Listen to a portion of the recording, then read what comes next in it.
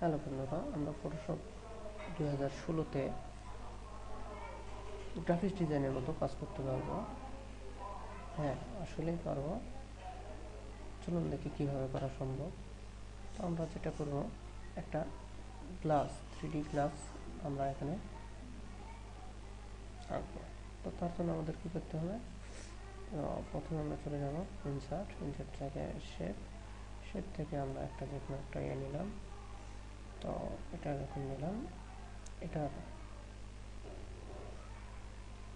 Shift নেওয়ার পরে আমাদের যা করতে হবে, আমরা আবার চলে গেলাম এখানে।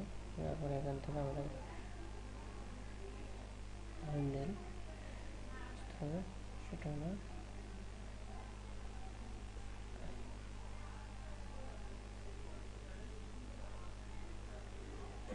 নিলাম, এটাকে রোটেট করে নিলাম।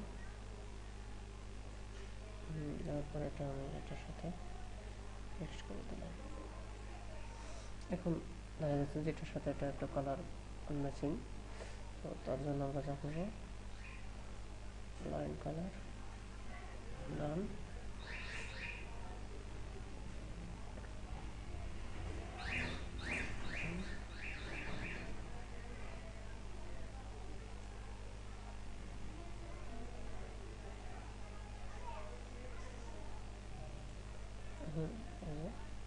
এখন আমাদের গ্লাসটা বিভিন্ন সাইডে ঘুরাবো, মুভমেন্ট করবো। তত এটা তো ওটার সাথে চলে যাচ্ছে। সেক্ষেত্রে আমরা কী করতে পারি, এখান থেকে সিলেক্ট অবজেক্ট সিলেক্ট করলাম, ক্লিক গ্রুপ। এখন দেখেন আমি গ্লাসটার বিভিন্ন সাইডে ঢুকাতে পারতেছি। তো এখানে আমাদের যেটা কাজ করতে হবে সেটা হলো কালার।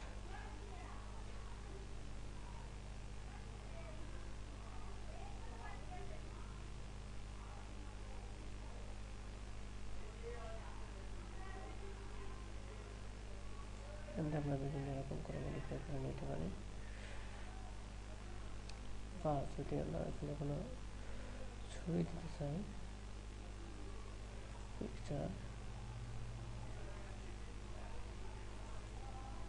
পিকচারটা দিতে পারি, বা যদি আমি পিকচারটা চেঞ্জ করে অন্য পিকচার দিতে চাই,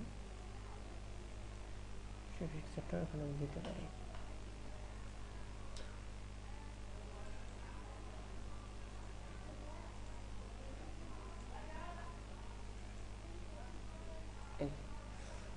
তাহলে অনেক সুন্দর করে গ্লাসটা মডিফাই করতে পারি।